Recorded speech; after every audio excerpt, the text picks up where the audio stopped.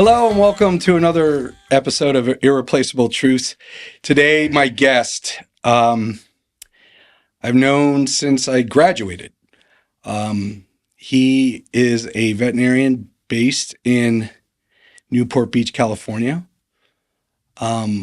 His name is Dr. George Katcherian. And whenever he used to call people on the phone, it would be Katcherian veterinarian here. I remember that clear as day.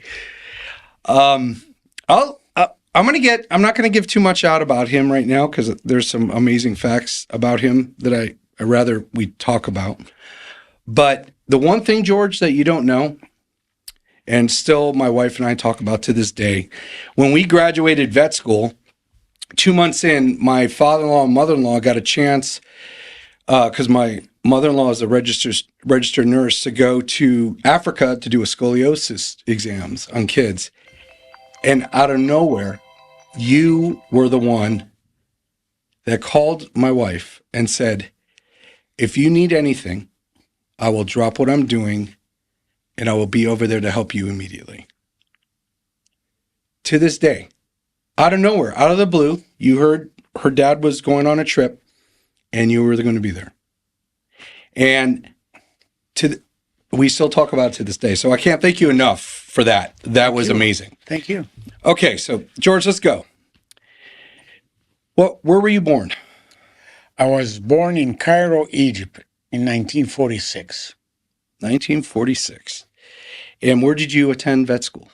Cairo University in Giza. In Giza.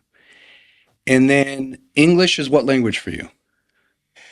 English, actually, it was the second language but medically speaking, it's the first language. Okay. And then when did you come to the United States? In 1973. And okay, so when did you start at your hospital that you currently own? In 1978. 1978. And the one amazing fact that a lot of people don't know is, who did you work for? I work for Dr. In Beverly Hills at Dr. Kagi and Kagi. Okay. It was a general practice. And I work for a couple of other places. I don't remember their names. And then I came in Orange County. I worked for a Humane Society for a couple of months. And then I did a couple of nights as a night or evening shifts. And then the guy offered me the hospital for sale. It was an emergency hospital first. And when they opened the emergency clinic in Orange County, the first one, the big one, he went out of business. So he opened it as an evening clinic, or like nowadays it's called urgent care. Correct. Yes. So when did you start working for Dr. Slocum? Oh, I was going for Dr. Slocum after I volunteered with Dr. Bob Olds, who was a boarded surgeon for about 3 years. For 3 days, I used to go and help him out and be his assistant. And then I saw Dr. Slocum, so I went and I studied, and I was going to Dr. Slocum lots of times. So because he figured out that I used his first resident. No, it was none of them gave me an official training, And Bob Olds, he told me from the beginning, I can't give you an official. I told him I don't care. I just want to be a great surgeon. That's it. So for those young listeners listening, yeah, what did Tom Slocum? What procedure did he perfect? Yeah, Barclay Slocum was this orthopedic surgeon. He was a revolutionary guy, and let's say for the knees, every 6 months or 3 to 6 months, someone does a study. Okay, we got to use the fascia, half of the fascia, cut the patella, use metal, use extracapsular, intracapsular. All every 3 or 6 months they were, and in big dogs, none of them really worked well. So Dr. Slocum came in with his first approach of the TPLO, and he decided, and I was at the AVOR, which is, I used to be like a guest going to the AVOR meetings, which is an orthopedic foundation in the West Coast. So he saw me, how I like to practice and how I love orthopedics. So he educated me and he gave me the first license, actually in the world, which is very good stuff. So you were the first licensed veterinarian to do the TPLO procedure. Yeah. At that time, you had to go and take Dr. Barclay Slocum's course. It's about 3 to 4 days, something like that. So if I was to ask you, how many TPLOs do you think you've done in your career so far? Oh my God. Few thousands, I think, 2,000 or 3,000 cases. I used to do them a lot when at the beginning. I started up after he gave me the license. I attended the meeting afterwards a year later at the AVOR, and I presented 45 cases that I've done already. And then after that, every guy at the AVOR went to his class. For some reason, they didn't want to pay the $4,000. And he was giving us plates and the saw. The saw. He was giving us the material to do it too for $4,000 only. So some people, they thought, oh, it's his right to be given for free. And he was a capitalist. We're in a capitalist area. I said, I don't mind, of course. And then he did, before the TPLO, he did the first TPO plate that is a stair-stepping. And it was, you go and do your approaches. You do the pubic cut, the iliac cut, and the ilium cut, and then you go twist and put the plate, because it was like stair steps. It had 3 degrees, 20, 30, and 40. And boom. And you save your dog's hip problems, but you have to get them early enough. Early enough. They don't really do a lot of TPOs nowadays. No, well, I'm surprised. Not a lot, but I still believe in it. When we did the TPO and everybody was doing the TPO at that time, because that was the in thing now, and especially with Dr. Slocum's plate, we came after 9 or 10 years and reevaluated the whole thing. And I presented the case that a dog that we did the TPO, and the same dog, we didn't do anything. And then I had another case, which is a dog, we did the TPO, and the other leg was an FHO. And in those cases, my TPO cases, even after 9 or 10 years, it has osteoarthritis a little bit, but he was using it so well and much better than the other leg that's not been operated or had an FHO. Wow. So That's why I believe in it. Some people say, "Oh no, if you don't have 100% or 90% success rate, it's no good, or you don't do it." And there's a lot of guys, you know, in the Midwest, they still do it. The professors. There's a neurology professor. I was talking about him in neurology. He says, "I do TPO and this and this." I says, "What? You do it?" Because the guys in Florida, they wrote about it and they said, "No, it really doesn't work." It does work. What, the Very well. University of Florida? Yeah, and they eliminated. I mean, you eliminate the total hip replacement surgery, which is maximum. You got 80% success rate, 95% success rate going out the door, but you got another 15%. You don't know what the dog will do or what's going to happen. And then it turns out to be a very expensive FHO. Besides, yeah, exactly. And I used to do them because I used to do them and I didn't like my results after 10 years. So I said, all right, to heck with it. I'm going to talk to my friend who's a professor in orthopedics at Davis, Dr. Vassar, Phil Vassar. I said, hey, let's do it together. So for 5 years, we were on part-time, we were doing it together, and we had different types of complications. So it's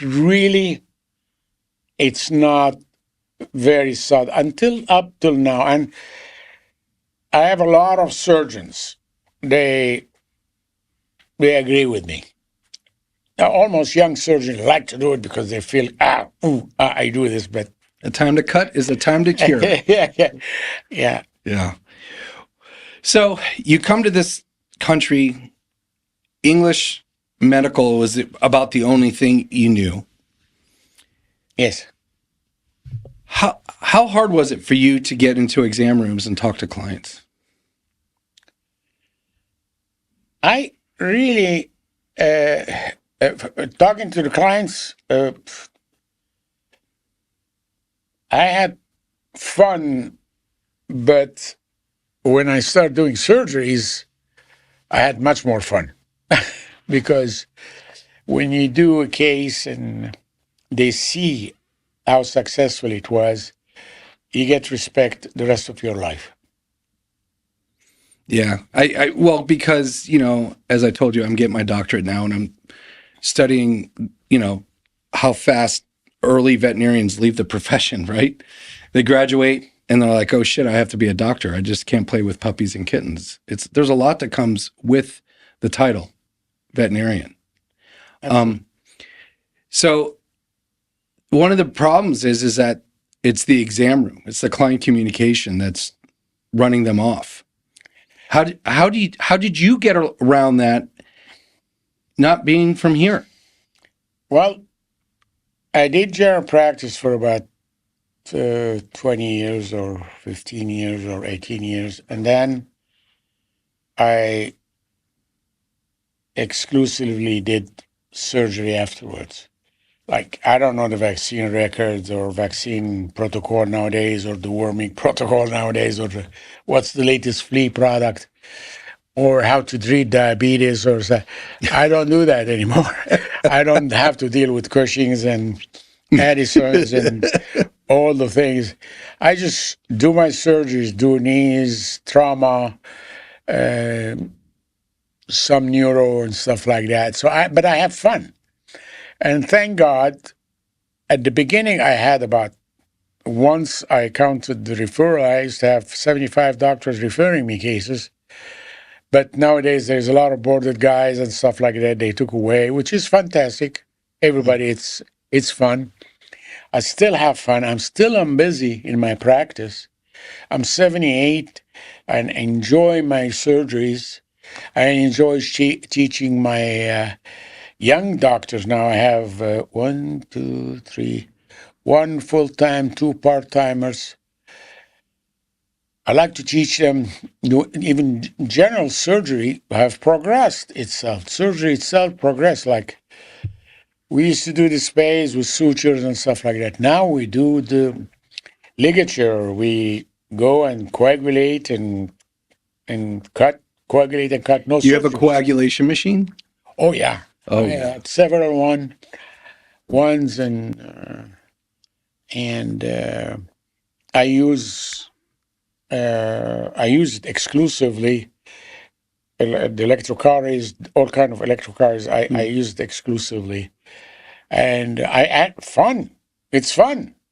I mean, if you go and do the spay itself is a big ass surgery. It's I not don't care. routine. There's no It's nothing not routine. routine. If someone tells you it's routine, and it's a freaking liar, or he works exclusively with, and I used to work as a low-cost spay and neuter clinic, so I used to do 20, 30 kids. But usually, it's a draining surgery, especially if it's a big dog, it's a draining surgery. Now, if you have the ligature, you go, take the ovaries and Oh, wow. grab it, you cauterize it, you cut it, and boom, you're gone.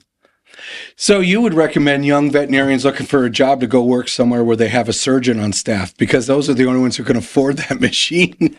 Those machines are expensive. They're getting, yes, they were very expensive at the beginning, but nowadays, especially, you don't have to buy a brand new machine, but now it's getting very reasonable. And I encourage my young guys, I have a medical equipment and supply company on the side to have fun.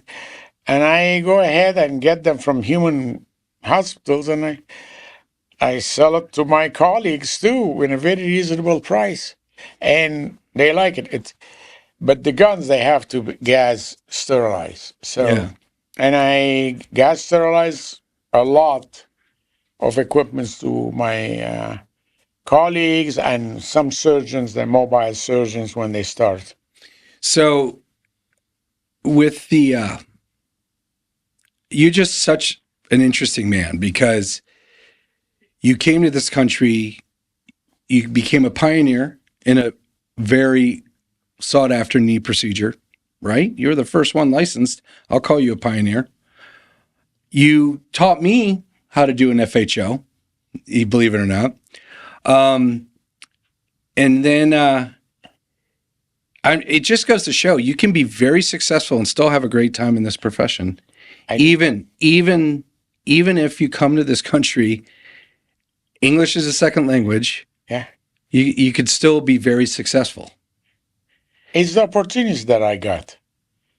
I got the opportunities to get my license, and I got the opportunities when I went to my first surgeon. I told him, hey, I want to be the greatest surgeon in Orange County. He said, yeah, you come over and scrub in with me, but I'm not going to give you a paper or anything like that, or A residency certificate. certificate. I said, I don't give a shit. I just enjoy surgery. And then he came in afterwards. Right. And now he's retired, but he came in afterwards after maybe 7 or 10 years. He said, George, you're doing better than me. You do stuff that I don't dream to do. So that's the greatest feeling. Was that Tommy Walker? No, Tommy Walker came in afterwards, and that was another Dr. Robert Olds. And Tommy Walker, I remember when he came in, he was having a problem with another doctor because they didn't get along. So I told him, come on, Tommy. Come over and work at our emergency clinic. And he opened his place, and he opened he became very, very famous. And he came in, and we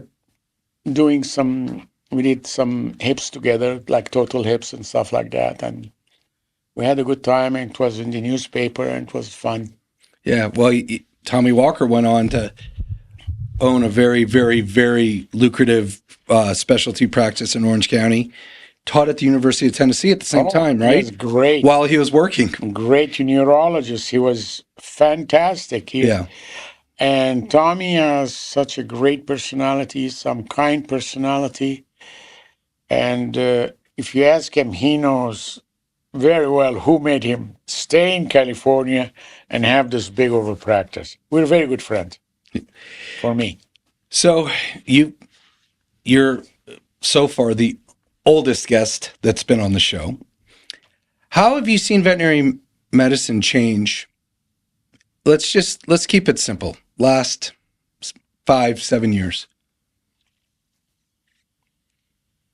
Veterinarians, like new veterinarians, The veterinary profession, anything. it's a change to the new things. Like, it's the corporations came in and gave prices to the general practitioner that he can't dream about, because if someone wanted to buy, let's say, is making $1 million, and if he gives it to his colleague or someone else, well, the colleague has to pay between 800 or 700 to $1 million or $1.1 million. The corporations came in and they paid him $3 million, $4 million, and so on.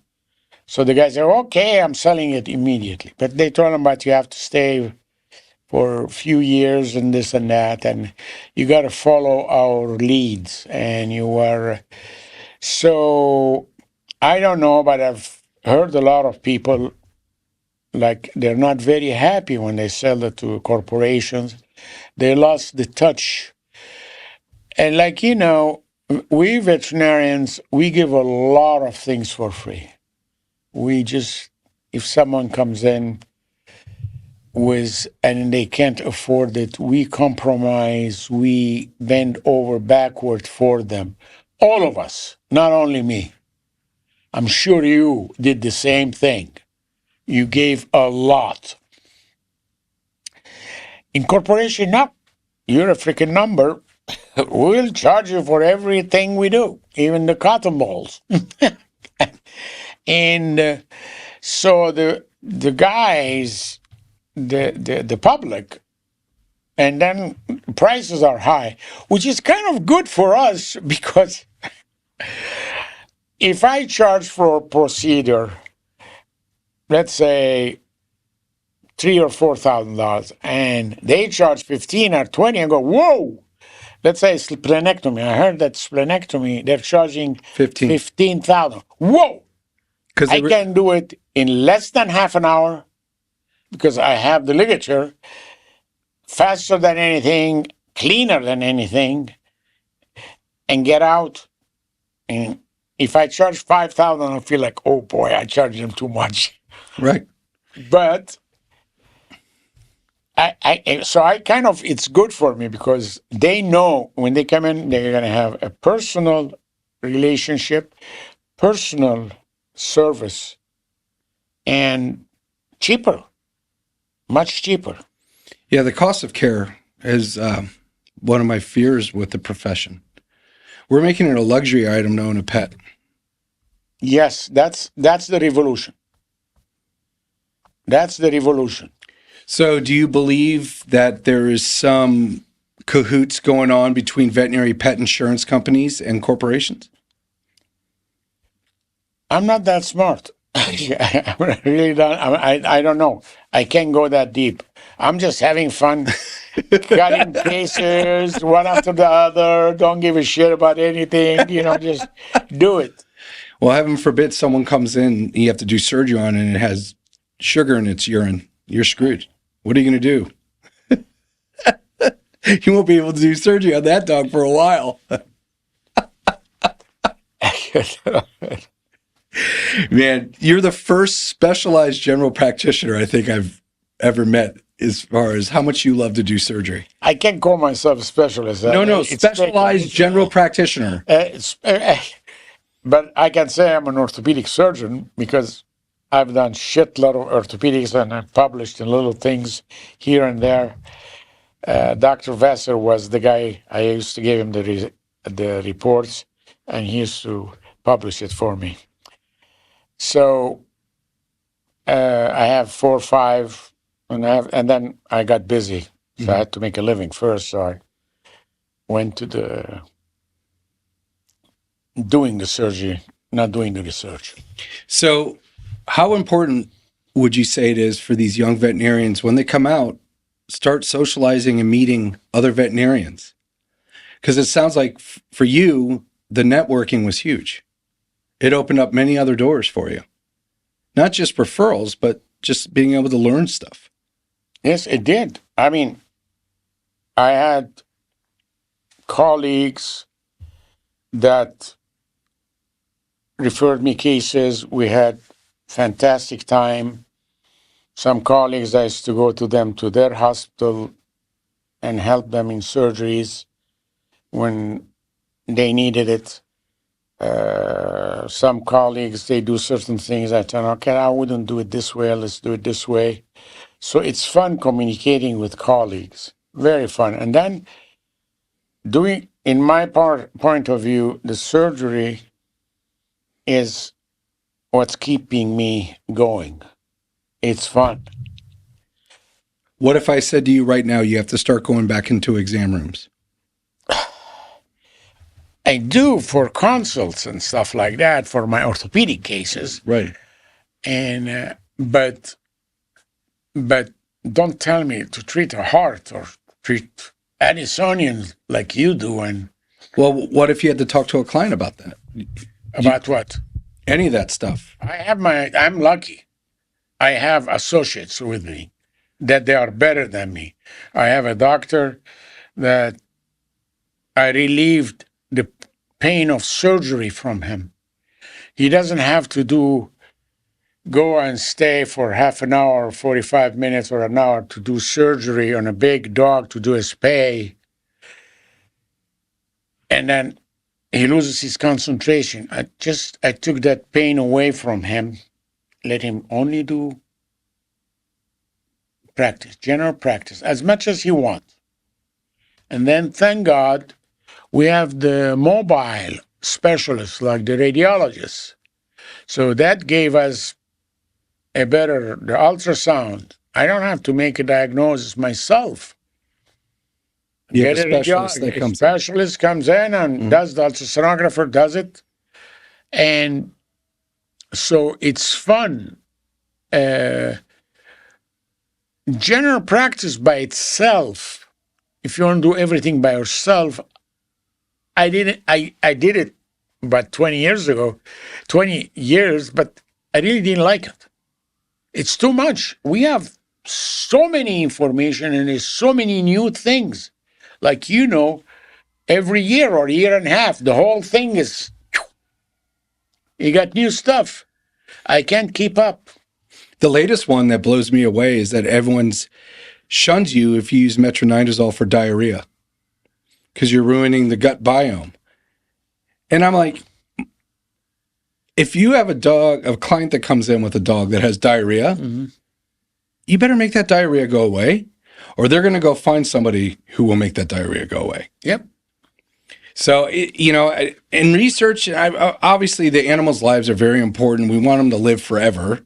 I'm not arguing that, but there's some times where just clients want to get the problem solved because they have 3 kids at home and then they can't walk their dog 6 times in the middle of the night because they're having diarrhea. Or even worse, pick up diarrhea off the carpet in the morning. That fires them up. Yeah, I remember one time I had a new grad come out and vet school scared them so much of cortisone, right?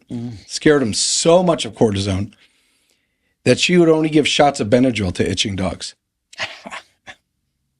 And dream on. And dream on. Right. I mean, again, things that have changed. We have new environmental allergy injections and pills. We have arthritis injections now. Yes.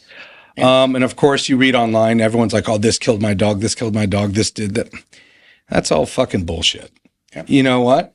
There's usually something that's going on that probably would have shown its face at some point. And my argument is, if it did, was your dog comfortable? Was he able to finally walk again? What's more important at this point, quality of life or longevity? And you have clients that have a hard time with it and they'll destroy you for that. So you were a surgeon. I'm pretty sure, I'm not saying it happened a lot, but with as many surgeries as you did, you never got the outcome you wanted. How did you handle those conversations? This is, that's the bad, this is like a knife in your chest when something happens and it didn't go right. That kills you. It kills me. I freak out. Still, to this day. To this, I cannot do anything unless I did it at least 50 times. It's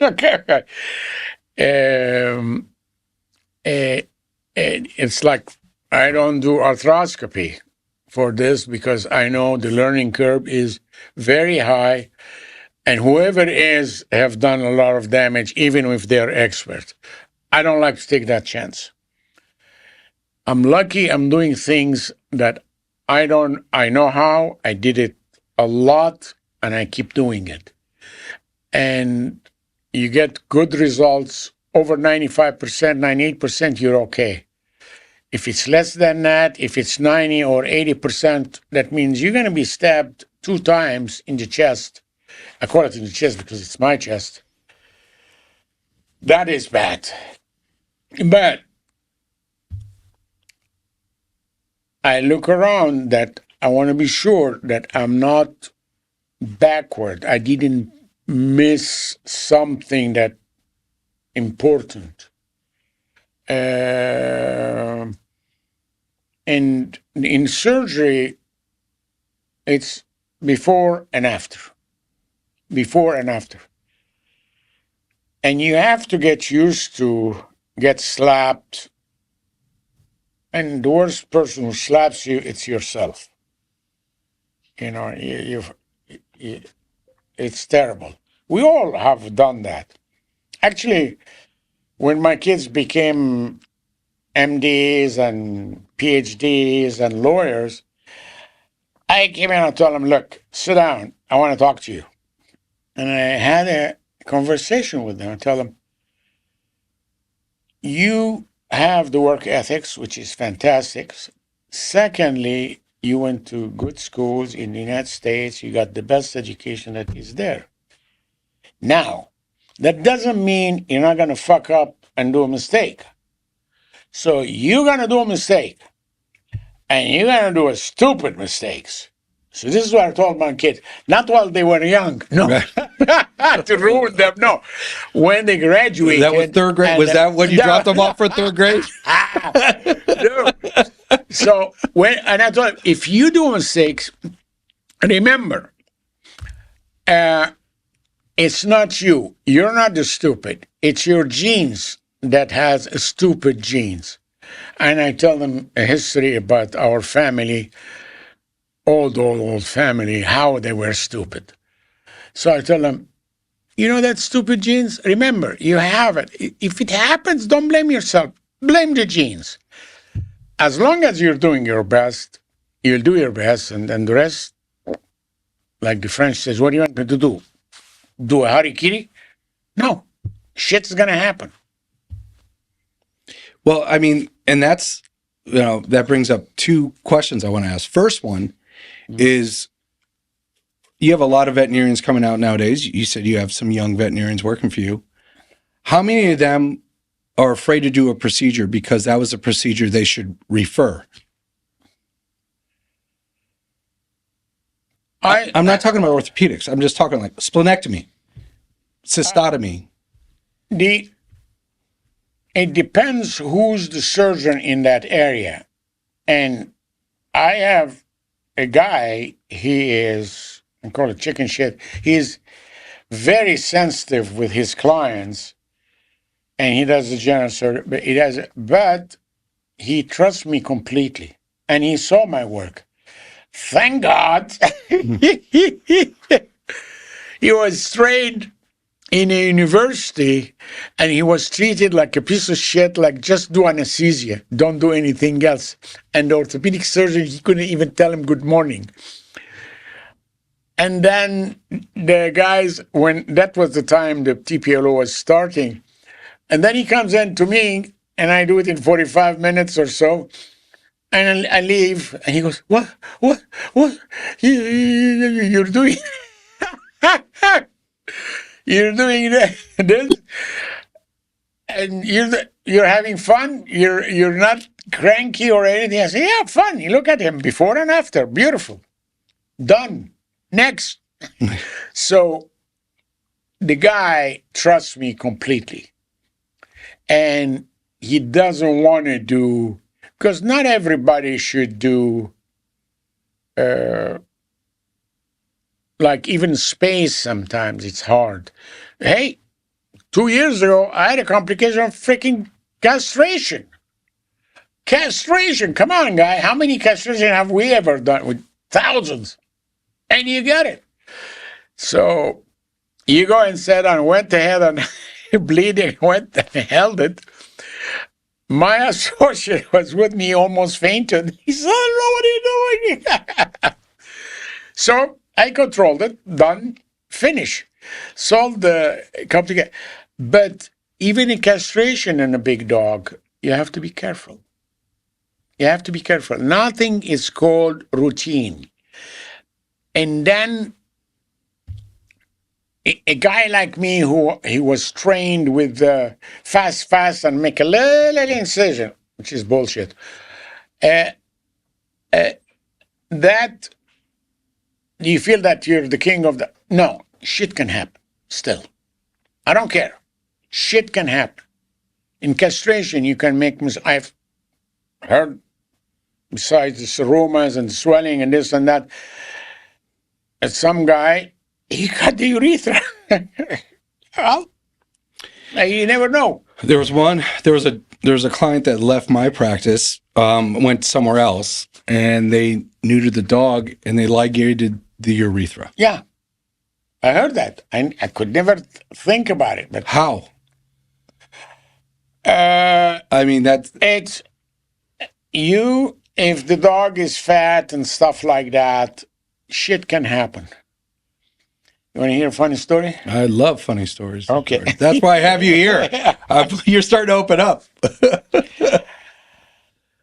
When I used to do TPOs and orthopedics and stuff, I used to get referrals.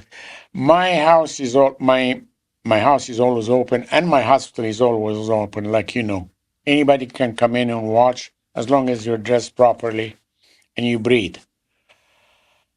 Breathe. Breathe. Breathe is huge. Very important. Yes, very important. You have to breathe. And if you feel bad, tell me before you fall on before you hit the floor. Hit the floor. Right. So I made it easy. So the guy came in, saw me doing a TPO. Well, 2 or 3 times. He says, I can do it. And I told him, John, if I do it, you can do it. Which is wrong. Very wrong. I have training and years of experience. I used to think, if I do it, anybody can do it. No. No. I learned it the hard way. So what did John do? He goes ahead and he wants to do the TPO. So he goes, cut his pubic area, first cut, and then he does the second cut, and then he wants to bend the ilium so he can put a plate, and he couldn't. For God, he couldn't. What he did is, and in his bad luck, it was a fat dog, so when he comes in the pubic area, he missed the pubic area, he went to the other side, and he cut the other leg's femur, head of neck of the femur. It was bad, and I felt bad about him. I said, John, why did you call me? And he stayed 6 hours. So now, when someone wants to learn something, a procedure from me, I go ahead, see it once or twice, and I told him, close your eyes, and here's the bone. Tell me what you're going to do. if you can do it blindly, don't do it. Right. I learned it the hard way. Right. Well, like my wife had an associate that came out, I don't know how long ago it was, and a block tom came in, and she wanted to refer it immediately. She didn't want to unblock it because school had told her that block toms need to go right to the emergency room.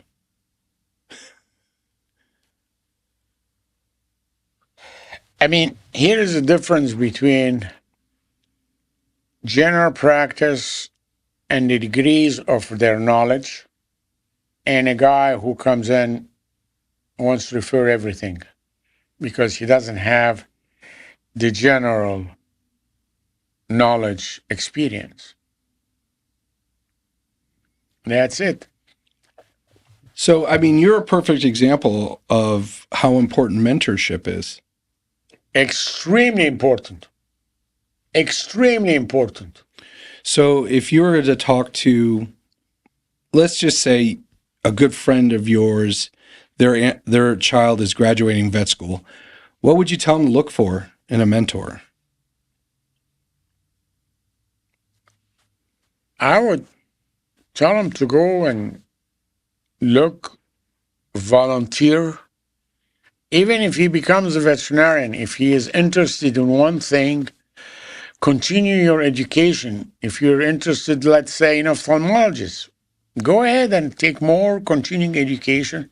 If you have a big practice, multiple practice, you do, let's say, general practice, you do skin, this. I do ultrasound. Now we have a CT scan. I bought a freaking CT scan, which I have no idea what's going on. But there is a new graduate coming. I told him, look, I want you to study ultrasonography very well and CT scans very well. Go to all the lectures, attend all the stuff, go and talk about it so we can refer cases to you. And he refers it to the boarded radiologist and stuff like that, and reads it. Because not everybody knows everything. You know, my guy knows dermatology and general practice is fine. We have a problem. We have the radiologist coming in. The cardiologist. We have a cardiologist coming in. We're in an area, we're very lucky. We can have a cardiologist coming into our practice. So we're lucky to have that. If you are in an area where, let's say, in the middle of nowhere, you have to learn how to do those things the hard way. Yeah. And, you know, the thing is, I just want, you know, these early career veterinarians to understand you're expected to make mistakes, but don't let those mistakes, learn from them. Don't make you don't scare you away from thinking you could ever do it again. Right? Yep. So, I mean, that's the biggest thing for me is, wow, someone really wants you. I don't want them. You don't want them? So let me. It could be Egypt. Yep. I wish. Okay, here. Oh, you got the new 16 too. Yep. Yeah. So, last thing I want to touch on, because you're a man that has done a lot of this. How big was entrepreneurship for you? What do you mean by entrepreneurship? Well, how many businesses do you own now? Okay. I bought a big lot. It's about an acre. Because I thought I'm going to make a referral place. There was only one referral place at that time, which is Grand Avenue Pet Hospital. And everybody was not very happy. Now we have 10 referral places. Right. And so I bought it. And then my accountant said, your hospital is about 4,000 square foot. You don't need any more. Let me build an office building above it and do this, and that. And then I didn't know. We're going to build in Newport, and we're going to have a real estate. So I asked an older gentleman, God bless his soul, an older broker, I think. A broker, something like that, or real estate broker, something. So he said, George, Dr. K, you are not a builder. Yeah, why? What I advise you is do the things that you've been practicing for 15, 20 years. Do the things related to your business. Everything related to your business. Anything related to your business. So I filled up the boarding. So I built up a boarding facility. And then I had my associate, and I liked surgery. So I devoted another 20 years, 25 years doing orthopedic surgeries and doing and getting good at it.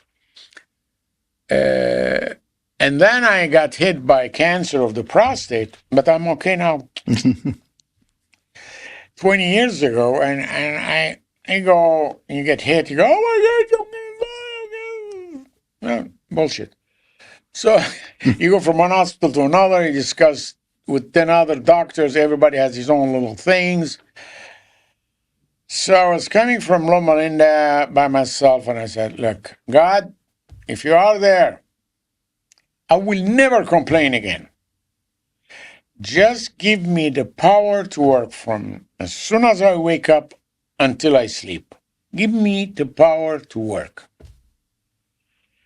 And since then, I started other companies. I opened other companies. I opened the cremation afterwards.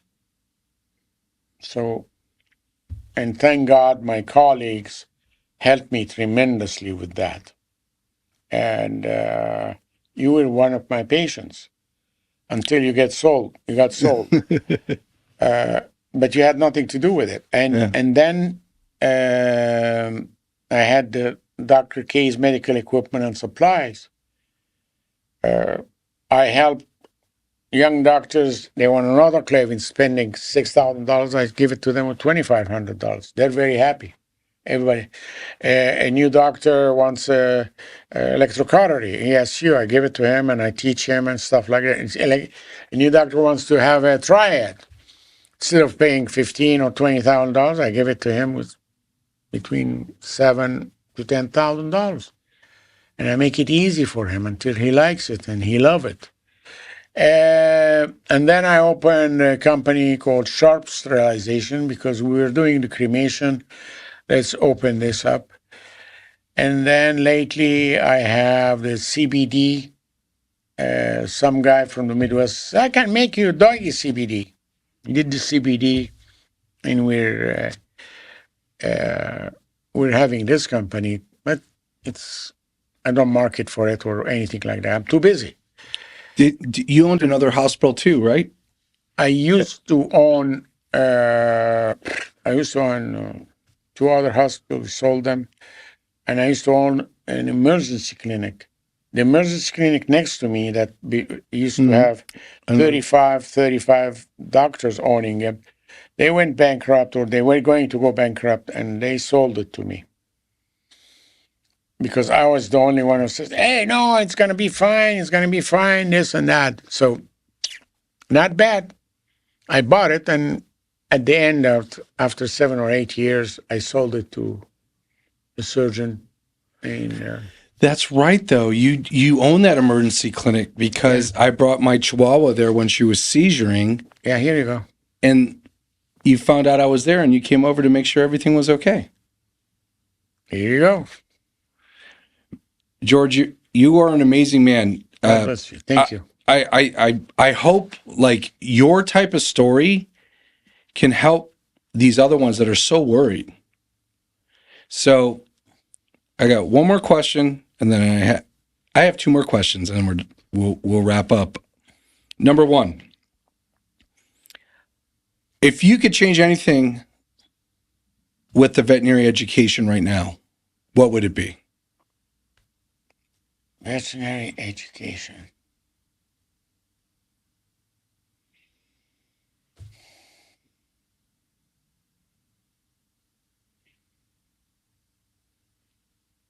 I would tell them,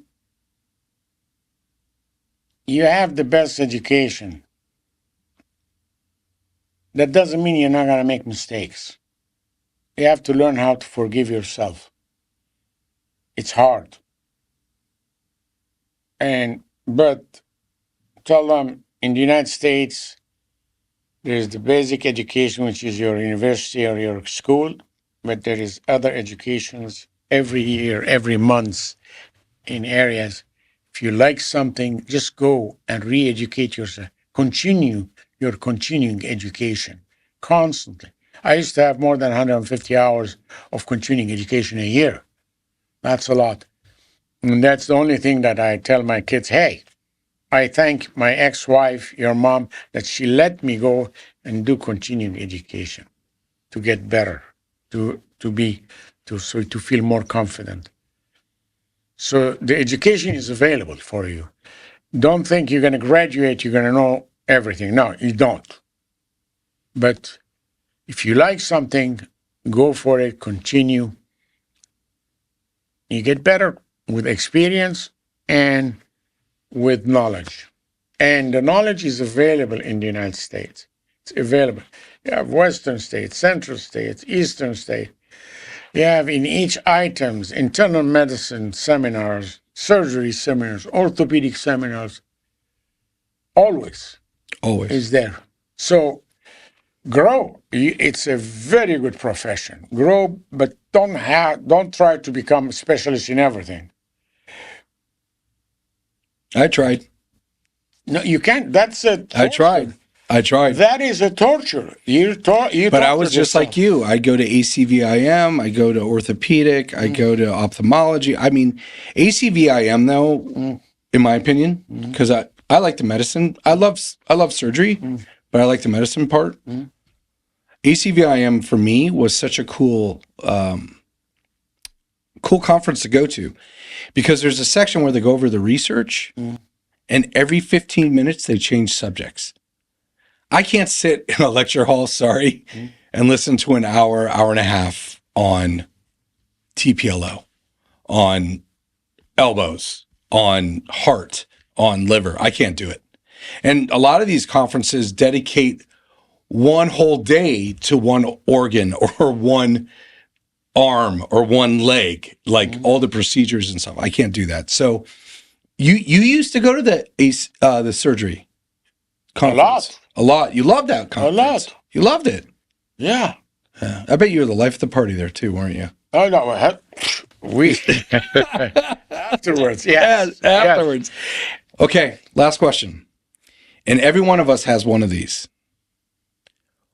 What is the one craziest thing, case, client, more importantly, client interaction that you remember? Okay.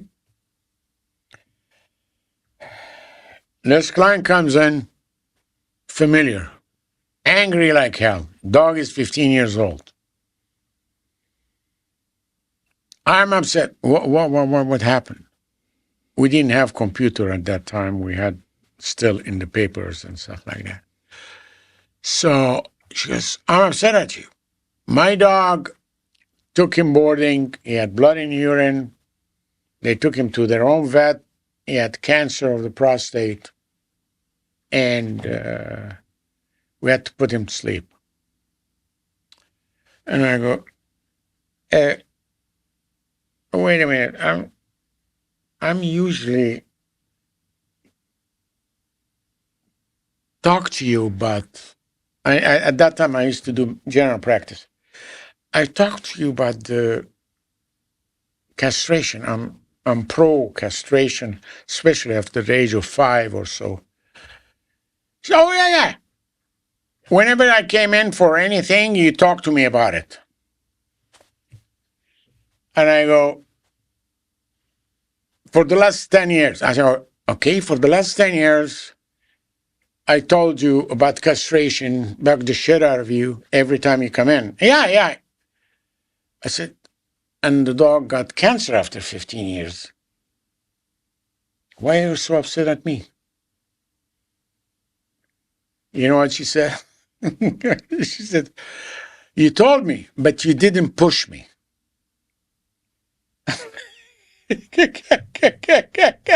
I remember that. He didn't push You told me that story before. I remember. Yeah. You told me, but you didn't push me. Well, we suggest, asshole. we say it a year after a year. Right. You don't want to fucking do it? That's your problem. I agree. So that's the story that is... That's the one that you remember. I'll never forget that. You didn't push me. Exactly. And see, those are the types of things that just eat at you. Like when they do, but you learn as you build your professional identity and you become who you are, you learn to just laugh at that shit, because at some point, what was I going to do? Should I have held your hand into anesthesia with your dog and say, okay, I'm going to do it now? It's crazy. I told her for the last 10 years, you don't get it? Fuck you. I agree with. Yes, I finally got the George I wanted right there in the closing. I wanted that the whole time. You're so reserved. You know. Well, George, if anyone wants to contact you about your crematorium or your Dr. K medical supplies or your sterilization, how can they get a hold of you? They can call me or... Is Dr. K's Medical Supplies, you have a website? No. It's very... That KMA is very disorganized. I have a warehouse or two full of medical stuff. I don't know what I have even. But it's not made to make... And I lost a lot of money in it, but I make it for mainly my fun, because I help my associates, but I get a lot of material. I help myself too, definitely, first.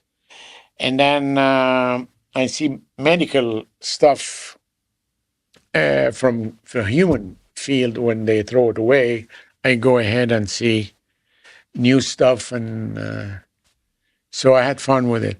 They can call me, or you can call me at my number, personal number. If you're a doctor or a manager or stuff, call me at 949-500-0516.